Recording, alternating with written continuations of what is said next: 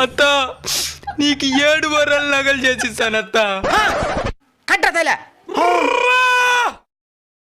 పెళ్ళైన కొత్తల్లో అత్తా కోడళ్ళు.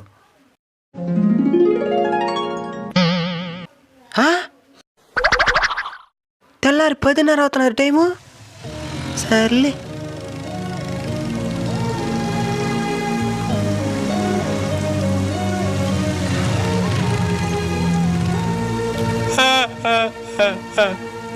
మా అత్త